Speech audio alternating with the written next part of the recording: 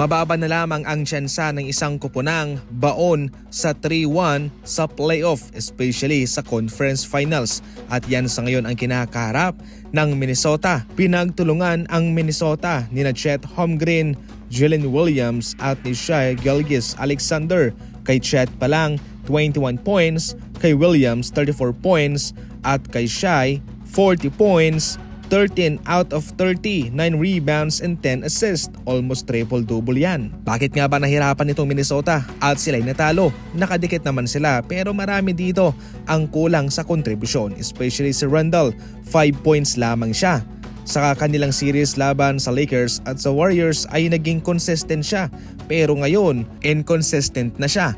Malaking factor din dyan yung depensa ng OKC sa kanya. Idagdag mo pa ang kanilang nagiging kapabayaan sa bola. 21 turnovers ang kanilang kinamada, samantalang ang OKC 14 turnovers lamang.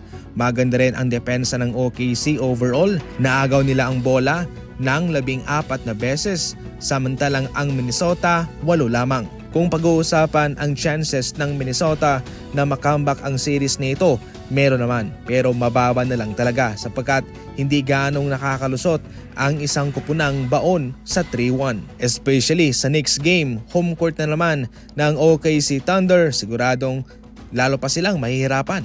Ngayon, safe to say, 90% na ang tsansa ng OKC na makapunta sa NBA Finals.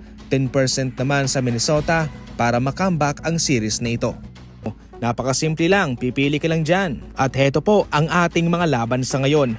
Talpa ka na, kampihan na, bakba ka na. Huwag kalimutan ang promo code. Sa mga first timer dyan, malaking bonus ang naghihintay sa inyo.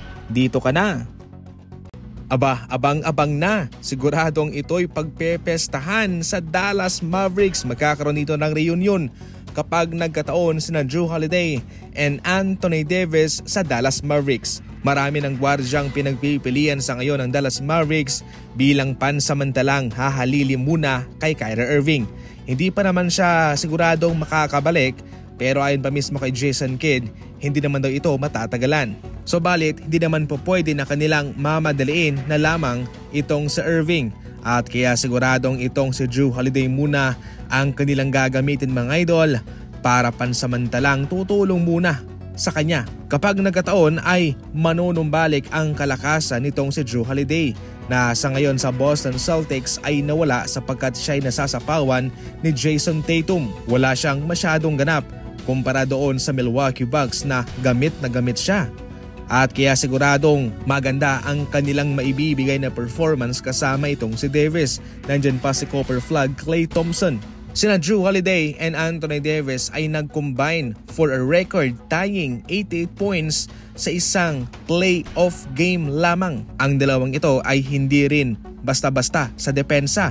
Pareha silang pinangalanan sa All-Defensive First Team sa 2017-2018 NBA season. Hindi lang sila magaling sa pag-score, maski rin sa pagdepensa.